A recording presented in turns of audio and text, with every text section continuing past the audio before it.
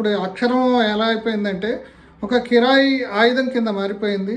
Journalist ఇప్పుడు ఎట్లా తయారయ్యాడంటే మనం ఏమి అంటే నేను కూడా జర్నలిస్ట్గానే పనిచేశాను. ఇట్లా అనటం అనేది బాధగా ఉన్నప్పుడు కూడా ఒక కిరాయి రాతగాడిగానో లేకపోతే కిరాయి మోతగాడిగానో మారిపోయిన దుస్థితి ఏర్పడింది. అంటే దీనికి అంటే బతుకు తెరువు కోసం తప్పనిసరి పరిస్థితుల్లో ఇట్లా మారారా, పరిస్థితులు ఇట్లా మార్చాయా అనేది మనం దాని గురించి మళ్ళీ చర్చించవచ్చు. అయితే ఇప్పుడు ఇటువంటి పరిస్థితుల్లో కొంతవరకు ఏదైతే ఈ గమనం ఏదైతే ఈ ఒక చెడు మార్గంలో ఇప్పుడు మీడియా ఉంది, దీన్ని డెమోక్రటైజ్ చేయాల్సిన అవసరం ఉందని చెప్పేసి నాతో పాటు చాలామంది మిత్రులు రకరకాల చర్చల్లో భావిస్తున్నారు.